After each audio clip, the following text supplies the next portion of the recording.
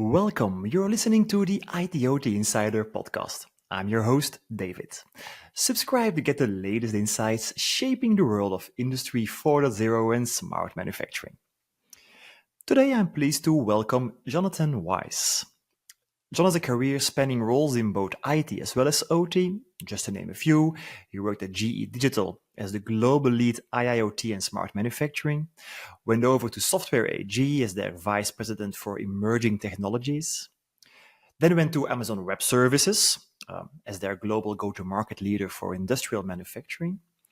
He holds and held several advisory board roles and then switched over to become Chief Revenue Officer at Eigen Innovations, where he focused on machine vision. Today, he's acting as an Industry 4.0 expert, and that's quite some experience.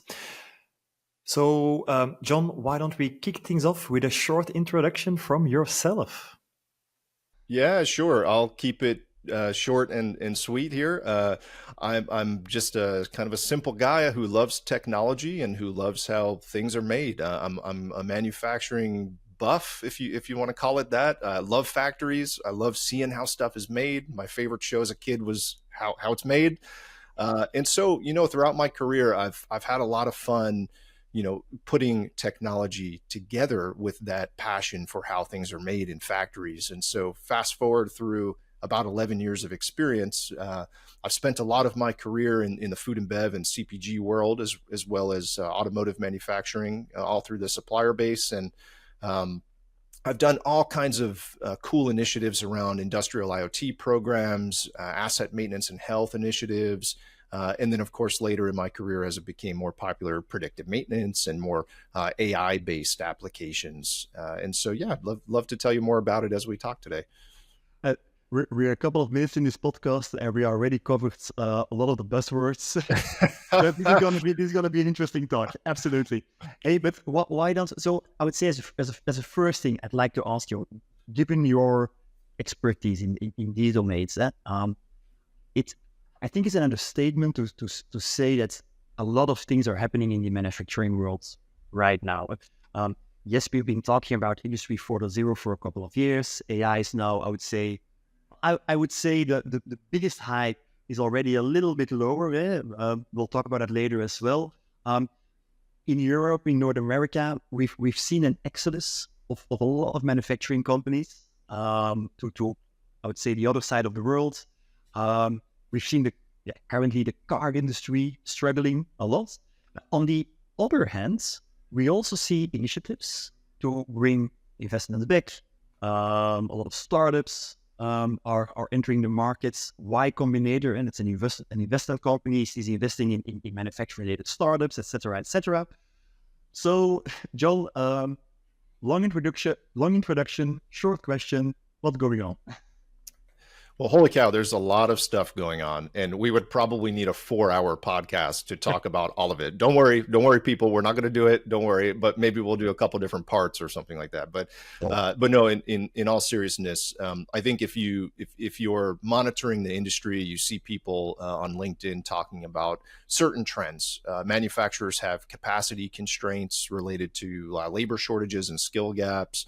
There's this push for new AI capabilities that manufacturers are investing in to try to augment some of that. And there's also this shift to the unified namespace and kind of redefining data lakes and things like that, which is all about connecting enterprise data in order to power AI. And I'll elaborate on that a little bit as we talk. But I think when you really boil it down, it's a workforce problem in many ways, that we're trying to augment either gaps of people who are no longer in the factories, or people are there, but they don't have the knowledge that used to be in the plants, because the folks who were there for many, many years have left, and there was no knowledge transfer. There was no way to capture that knowledge. And I'm not sure everyone understands, but in a typical factory, it's quite common to have maybe one person who really knows how to fix a critical asset or super, super important piece of equipment. And if that machine breaks, all of production can stop. And there may be only one person in the entire company's phone book who can fix it to get the factory going again. And so really, yes, companies are investing in technological ways to overcome that challenge. But to me, what's interesting is understanding why is that a challenge? Like, why do we even have this problem? And so maybe that's where we start our discussion. Maybe we take a step back and kind of talk a little bit about how did we get here? And then we can expand on, where do we go from here? Does that make sense? Absolutely. Yeah. All right. So maybe I'll start this a little bit for the history buffs out there who are like me and really like to understand, how did we get here and what the heck is going on? To keep it really simple, we'll start it maybe back in kind of the 1940s, because I think that's really where a lot of this stems from, to be honest with you. If you think about even prior to the 1940s and the early 1900s, that's really when globalization started to happen. We had the telephone, people were placing orders via phone to other locations, other geographies, other countries for raw materials and things like this. And even way before that through history, we had trade routes for spices and silks and things like that, right? Of course. But when you think about the evolution of trade and globalization as it pertains to industrials, something quite significant happened in the 1940s. And this was World War II, right? So 1914, World War I happens. And then shortly thereafter, World War II happens. I'm fast forwarding a bit just for the interest of time. But something really significant happened, at least for North American manufacturing. And I'm going to explain how this ultimately impacts European and even APAC manufacturing. But coming out of World War II, the United States had quite literally decimated the infrastructure of Germany and Japan, which left the United States in a power position as it came to industrials. So the United States had this essentially a manufacturing renaissance period, or a boom that took place post-war boom. And I think what a lot of folks don't understand is that during this time, manufacturing grew incredibly. By 1947, in fact, manufacturing made up a little bit more than 30% of the GDP of North America, of America specifically, excuse me. And if you think about what was happening during this time, even though we were in this post-war boom, so to speak, of production, and it was fueling the economy and tons of jobs were taking place, we were leveraging old infrastructure. Factories weren't really investing in new technologies. They were more focused on the throughputs and the outputs of production, while the regions that were now laggers were actually rebuilding with state-of-the-art technology at the time. So Germany was coming back full force in inventing and investing in cutting-edge technology for the time. So was Japan. Now, fast forward a little bit, and you think about something else quite significant that begins to happen, which is closer to 1979 to 1989. Okay. 1979, you have basically the peak of manufacturing in America. We have, as far as employment goes, so you got about 20 million people that are working in manufacturing by 1979. Quite large. This is really the peak. This is like the epicenter. And although by 1979, manufacturing is starting to decline a bit from a GDP perspective, it's employing tons of people and production is like through the roof. But 10 years later, 1989, we have essentially a pivotal point in, let's call it the third industrial revolution, the internet. The internet changed everything. The internet connected people in industrial settings in ways that the telephone really couldn't do. And so now you had manufacturers who had the ability to not just place orders and do supply chain initiatives across geographies and across the world, but they even had the ability to run different departments out of different regions and different countries. And so all of a sudden, engineering and R&D is based in one country, and fabrication and raw material sourcing are in two different countries. And so you have this real globalized approach thanks to the internet. And I'm just going to say one more thing, and then I'll pause for a second because I know this is long-winded, but there's one other critical piece that the internet introduced in 1989 about that time. And it was the introduction of new types of jobs. And this impacted all the regions, North America, EMEA, DACH, APAC, everybody was affected by this, where there was an introduction of let's call them white collar jobs, insurance, banking, finance, stockbroker, all these kinds of things that didn't really exist pre-internet became quite mainstream. And also a catalyst was university. All of a sudden people wanted bachelor degrees. This was becoming the new norm, associate's degrees, bachelor degrees.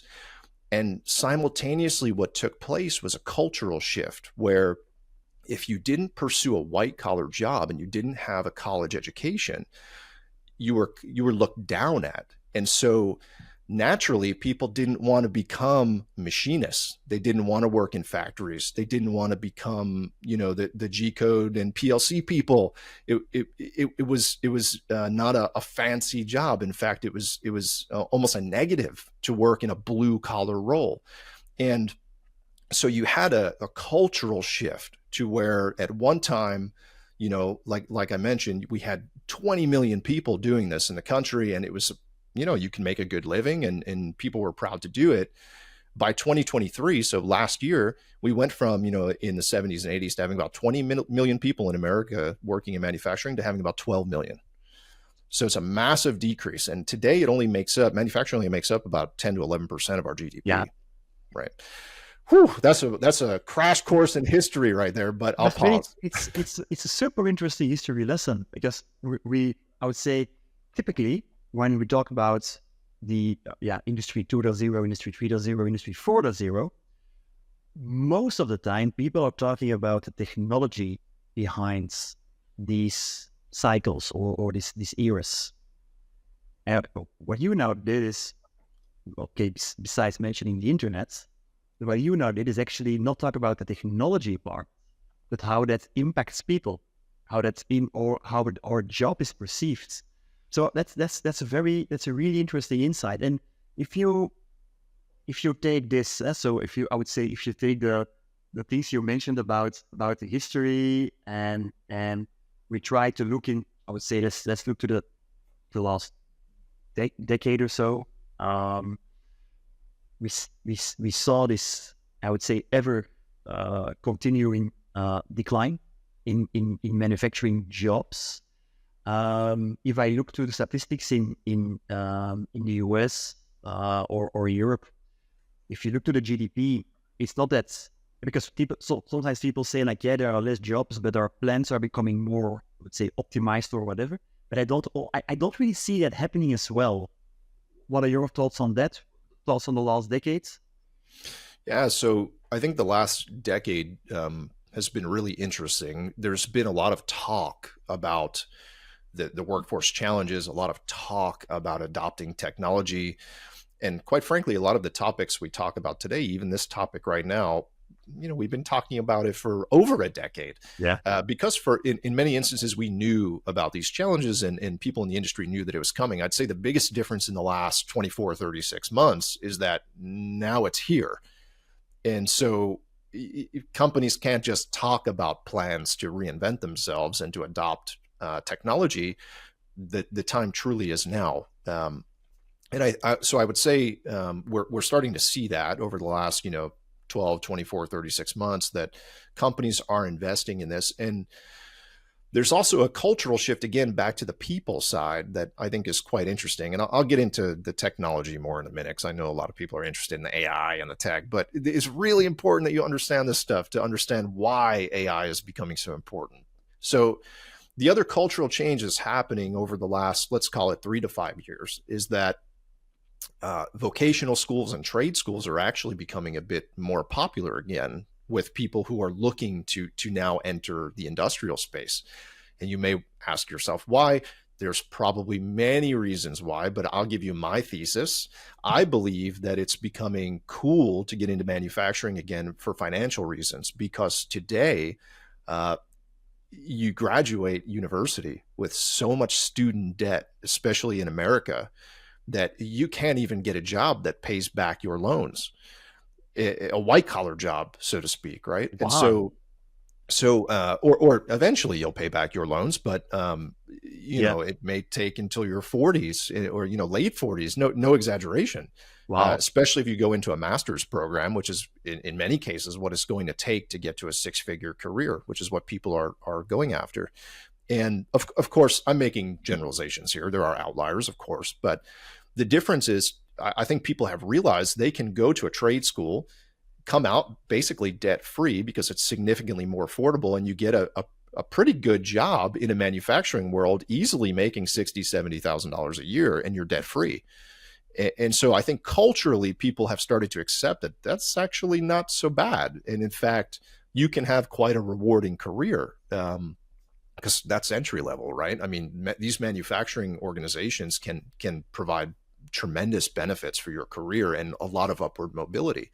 And so I think that cultural shift is happening, but something important is in the middle there, which is where a lot of the AI and technological advantages are coming in. And the piece in the middle is that we've had this, let's call it the silver tsunami of all the gray-haired, seasoned people who have now retired. The younger generation took too long to get back into the field. Yeah. And so they're gone. And now you have inexperienced people that are coming into the workforce, and the seasoned folks aren't there anymore. And the companies failed to capture all of that tribal knowledge that doesn't exist in the manuals of the machines. It doesn't exist in the SOPs. It's stuff that people just knew because they were on the floor every day fixing stuff and, tweaking this and turning that to make production happen. It's that one operator who just needs to listen to his or her assets and goes like, oh yeah, there's a problem. That's right. It almost becomes intuition for people that know how to manipulate the processes and the machines in a way that is oftentimes not documented. And by the way, this is not a mid-market or medium-sized manufacturer problem. Right. If you go to the largest manufacturers in the world, you'd be shocked how many data points they're capturing with pen and paper still today. Oh yeah, absolutely. It's we sometimes think that IT's, I would say, so advanced in our personal life. We do everything on our smartphone, and honestly, the first thing you normally do when you enter a plant is put your smartphone away, especially if it's in an explosion-proof zone or something like that. But first thing you do is you actually put the device you use on a daily basis away, and you go back to working with your SCADA system or your DCS, working on pen and paper in many cases. Yeah. Isn't that the best part of working in the industry, is that it actually requires a brain? You can't chat GPT how to optimize a process, at least not yet, generally speaking, but you have to think about what you're doing. It requires critical thinking, and it requires in many instances, quite honestly, it requires skills that you don't even get to develop in university. Oh, no, absolutely. And the time it takes an operator to get to know plants is years. Yeah. And for the bigger ones, might easily be 10 years before you come to a position where you go like, yeah, now I understand this thing. That's right. And so if we now kind of push into the technology part of the discussion, right? So if you think about that, it takes a seasoned operator years, sometimes decades, to master a process, master the equipment in a plant. How do they do it? Well, a whole lot of trial and error. Yeah. They fail, they try again, they fail, they figure out what the process parameters are going to be to get optimal throughputs, optimal first pass yields, right? On the maintenance side, it's figuring out exactly what to do to reduce mean time to repair, all of the KPIs that we care about in the plant. And so if you think about all of the trial and error that goes into it, and now naturally there are lots of lessons learned along the way, because you've learned what works, what doesn't work. if you don't have a way to document that, and you don't have a data strategy behind capturing all of those different manual adjustments that have taken place in a variety of enterprise systems, because data is going to exist in your quality system, it's going to exist in your CMMS system to figure out what did maintenance do to resolve a quality problem, it's going to exist in your time series data and your historians, especially if you're a process manufacturer, to understand process variation and process drift and shift, and most importantly, the corrective actions that were taken. And so today, where the industry has evolved to is a place where manufacturers are now embracing technology to connect the dots across all of these enterprise systems. And that's kind of step one. Connect the dots across the enterprise systems and get your data into a single platform, a single source of truth that is a standardized approach to data governance. The latest trend or kind of norm in this would be the unified namespace that Walker Reynolds and the team did a great job defining. And what's been really interesting for the first time in my career, even going back a decade when we were talking about Hadoop and big data systems and stuff like this, I never saw manufacturers asking for it, like by name. They knew they needed something, but they didn't really know what they needed. Yeah. Today is really interesting. When I have a discussion with a manufacturer, they ask me, "What do you think about the unified namespace? But do you think we should be doing that?" And it's actually really cool to see the progress that the manufacturers have made in understanding the significance of that. But that's kind of, I think, where we're at today is companies are now finally executing on the vision of data governance and data orchestration. If you want to call it industrial data ops, this is kind of the buzzword I think that's being used for it. That's step one, to build the foundation. And then step two is to leverage all the cool, sexy AI stuff that everybody talks about on LinkedIn. But the reality is, we're still a bit a ways away from that for most manufacturers. Yeah. And before we step into the big black hole of AI, let's still take one step back, back towards, say, that data foundation. There are quite some challenges around, I would say, that comes with building a data foundation. Let's just ignore legacy protocols for now. There are always solutions to work with that. But I often take a look to what IT did in the last, decade, 2 decades, whatever, because IT really became centralized, became data-driven. The way you work with data in the cloud requires centralization, requires governance, etc., etc. So on the one hand, I would say like okay, let's learn from what's happening, what's happened in the IT worlds. On the other sides, in operations, in OT, you typically say like, yeah, but we're special, we're different. We work with other systems, so that's you can't. It's comparing apples to oranges. What's your take on that? So on the IT versus OT, I would say the fancy cloud systems versus the traditional historian. What's happening in your perspective? Yeah, interesting. I'll relate it back to people because I think it's very easy to answer all these questions with technology answers, but the reality is, at the end of the day, it's just about all of these topics are change management challenges, right? These are all people challenges. And it is very easy to have an oversight in that regard and just focus on tech. But the reality is, culturally, there's a divide between IT and OT. I'll spare everybody the explanation of IT-OT convergence and all. This is 7 to 10 years old at this point. They can go to the blast. They can Google it. Whatever. Yeah.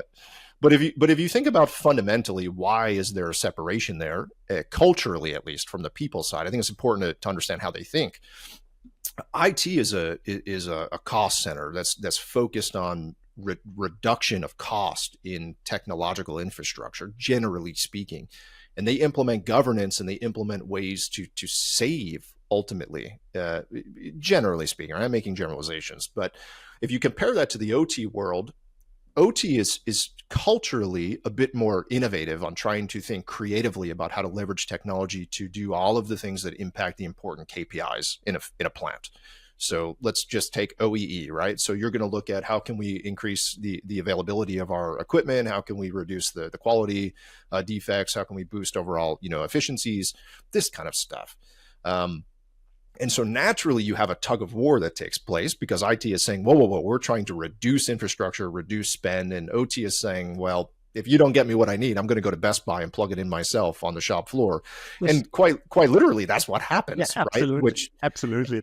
And that's a whole different world of problems when you start plugging stuff in the OT world without IT support. And so this whole bridging the gap between IT and OT becomes really important. But I think to get back to the heart of the question is, what am I seeing in that regards? I think generally speaking, the mature organizations at this point have understood that both stakeholders need to come to the table when it comes time to do an innovative project or do some kind of digital transformation. And so now it's very common to have your ops people and your process engineering people at the table with the IT teams and the IT leadership. And so everybody understands the significance, because the reality is the data that impacts production performance and operational efficiencies, it exists in both worlds. It's data that comes from, IT infrastructure systems, and it's also data that's coming from the OT systems like the MES and the MOMs of the world.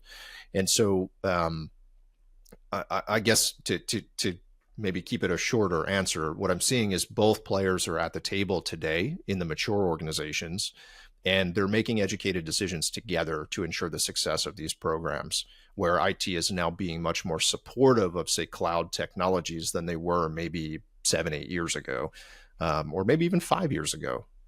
Yeah, I do agree with the fact that I would say the things we need, the technology we need, the concepts we need to apply this new, I would say, data ops thing to manufacturing now becomes a reality. That from a technological point of view, I think we're not really hindered. Yes, it's still a developing, I would say, a developing world, and yes, you will probably need to combine a couple of solutions left and right to come to your final platform, but it is possible. Yeah, generally speaking, just about any digital transformation effort is going to be an ecosystem play of a multitude of vendors. Everyone from ISVs or independent software vendors that have application-specific solutions will bring value. SIs and system integrators and automation companies will come in and help kind of be the glue of those of multiple application-specific solutions. And these days, just about everything has a cloud component. So, you'll have a hyperscaler in the mix that's supporting cloud technologies as well. So yeah, from my perspective, it's certainly an ecosystem play. And the ones that will be successful in implementing that are the people who bring IT and OT together very early in the discussion to align on the business drivers and the overall needs of the programs. Hey, and we're almost half an hour in our podcast, but I now need to answer the AI question. I'd love to dive into this topic as well. You already mentioned a couple of points. It's an ecosystem play. It's about your data foundation, etc., etc. But I would say, with your experience, what is the role of AI in manufacturing? Can it help in keeping jobs local, or whatever you want to call it? Can it help in bridging the shortage or labor shortage or the skill gap or whatever? Or is it just one big hype? What are your thoughts on it? Probably a little bit of all of that, actually. So certainly a lot of hype. I'm not going to sit here and BS you and tell you everything you read on LinkedIn is true about AI. It's not going to solve all of your problems, and it's certainly not going to solve them all day one. In fact, there's lots of problems AI cannot solve at all, at least not yet. Now, probably the most important thing to remember about AI is that when it comes to an overall strategy of implementing an AI program, whether it's for predictive maintenance, whether it's for asset monitoring, whatever it might be, AI today, now this may change in the future, but today, AI cannot augment domain expertise. Yeah. You have to know how to interpret the results. You have to know how to mitigate hallucinations in AI responses. I won't belabor the point. If you follow me on LinkedIn, you know I've been very vocal about this, especially recently. But it's something that's really important, especially if you think back to the history of how we got here to begin with.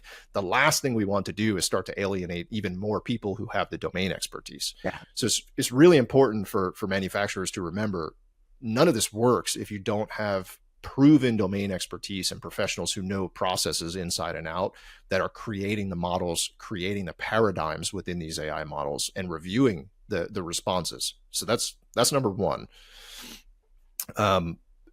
The other side of this is understanding kind of conceptually how does AI really help manufacturers, and to answer the question, does it bridge the skills gap, does it bridge the labor shortage gap?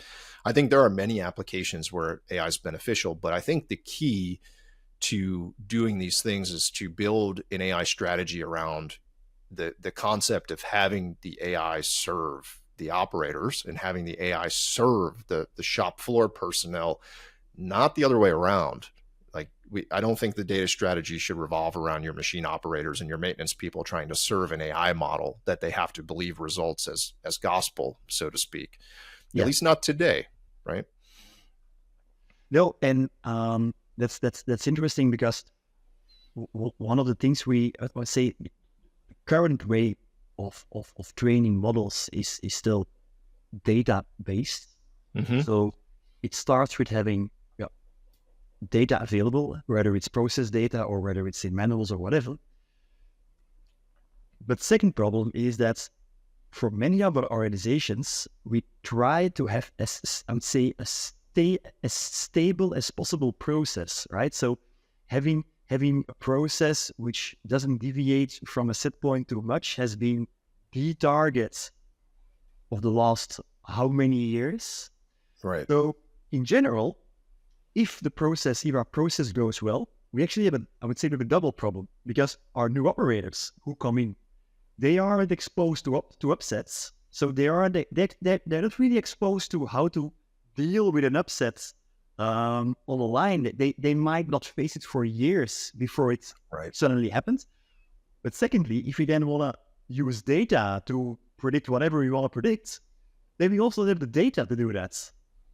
If you see similar things?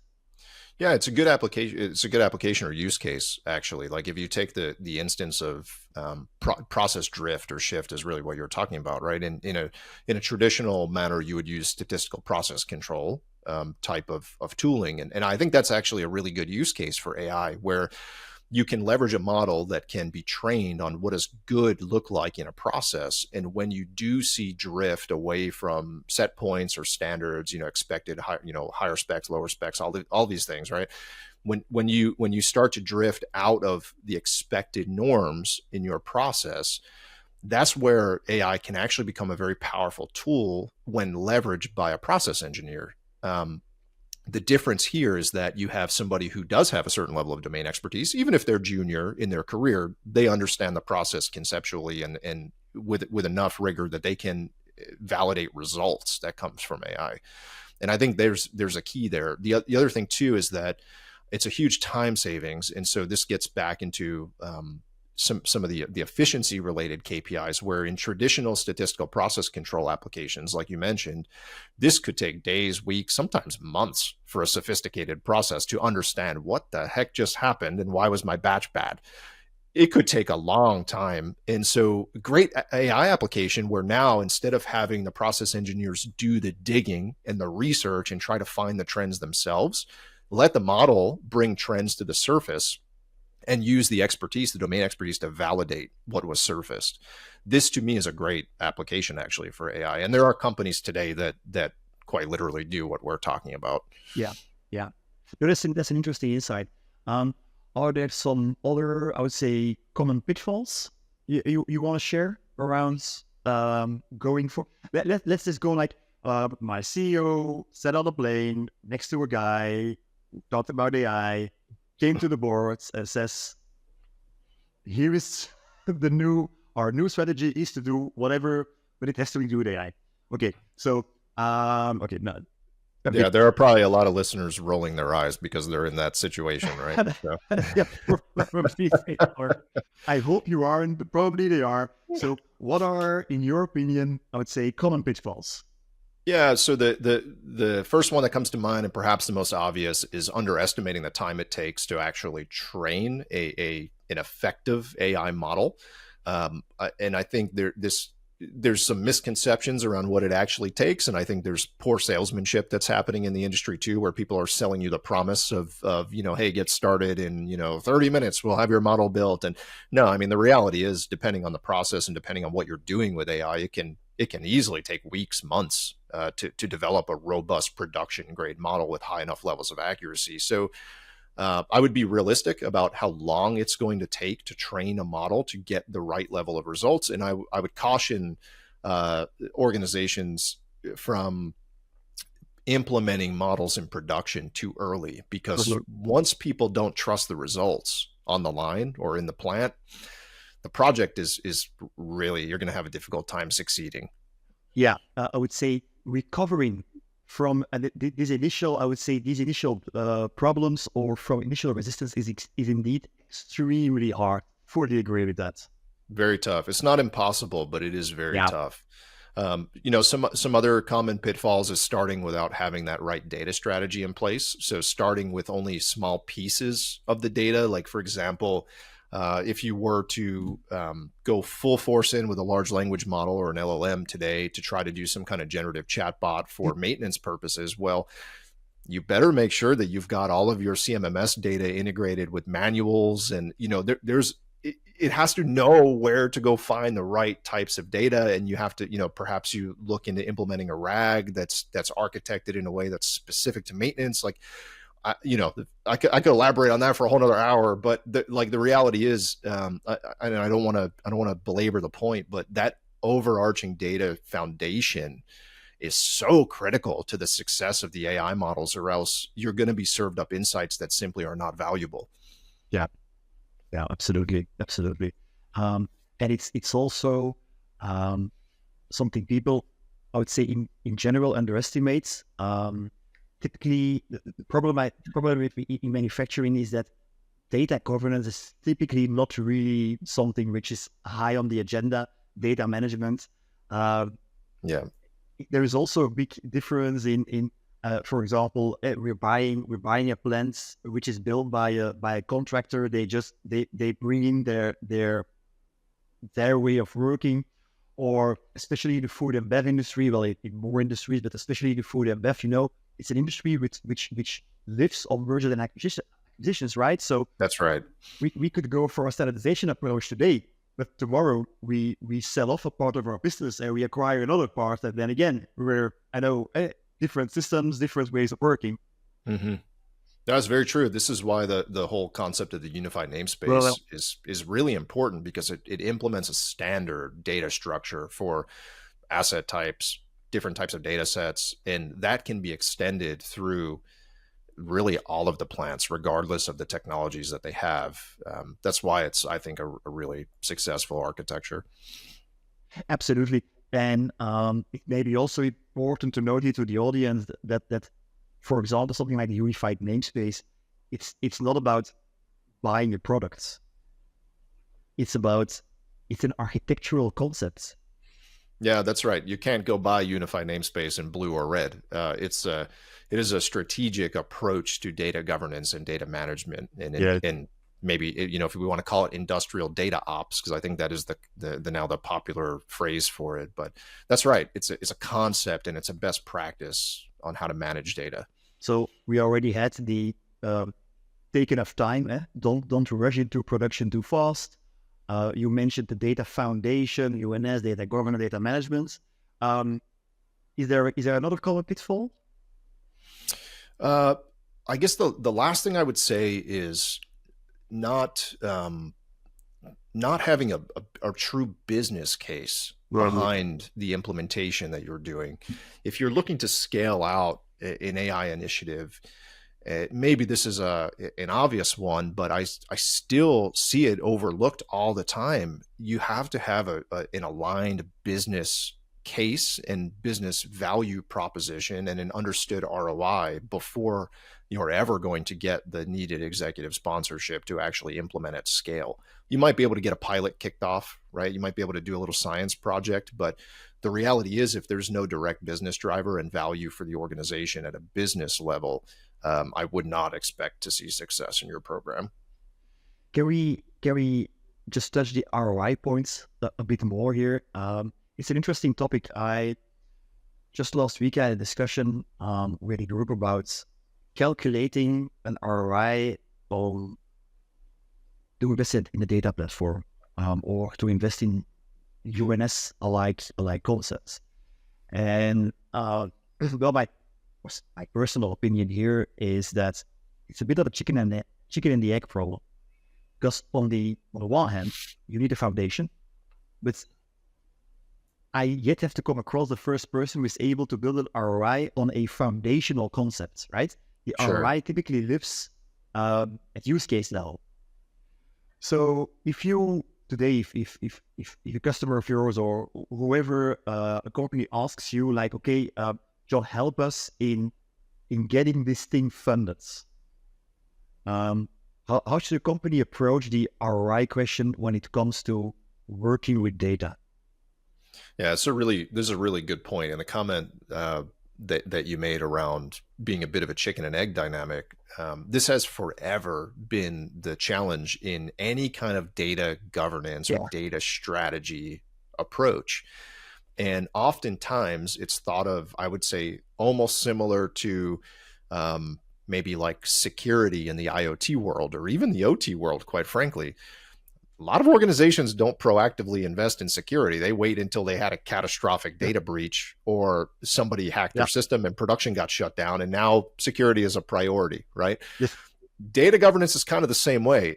Organizations tend to wait until they have many programs kicked off at once and they realize just how much of a mess the data is. And so all of the programs are failing because there's no consistencies and governance around how to retrieve data sets, how to calculate KPIs across plants. And so then they say, okay, we should probably take care of that. The simple answer is, one, if you wait till then, it's going to cost you way more because now you have to rework the plumbing, so to speak, on all of your applications. But the other piece of this too is that, to be honest with you, the most successful organizations that go after this AI journey and really embrace new technologies, they understand at the C-suite and at the executive level that this is a necessary requirement to be successful. If you don't do it, it's not necessarily that your project is not going to be successful, but the reality is you're going to end up with way more IT debt and way more cost associated with implementing these programs. And so, yeah, you have to invest a little bit up front, but it's a necessary evil to ensure success in the long term. And that's kind of how I would phrase it. And I would actually even take it a step further. It's not just a necessary evil. It quite literally puts you in a better position technically to continue to innovate and continue to do the important things that are related to AI, especially like AI ML ops for model development, model retraining, continuous improvement of models. None of that stuff works if you don't have your data in order. I think that's a very interesting insight to end this podcast. Been a very interesting talk. We talk about state of the manufacturing, a bit of a history lesson, a very interesting one, and not a technical one. And I like that a lot. I like it a lot, Josh. Thanks for that. And I guess the common pitfalls you mentioned is definitely something people should really be, I would say, they really need to be aware of them, and maybe even, I would say, actively communicate them within the company, within the management teams. Yeah, okay, these are common pitfalls. Let's not make the same mistake others already made for us, right? Yeah, that's right. That's right. It just takes a little bit of discipline, but it's not hard to avoid them. It just requires a little bit of strategy and a little bit of discipline. John, thank you very much for joining this conversation. To our listeners, you can find John on LinkedIn, and I'll put a link in the show notes. Make sure to subscribe, and we'll see or hear each other soon. in one of our future IT/OT Insider podcasts. So thanks for joining, and until the next time, take care. Bye-bye.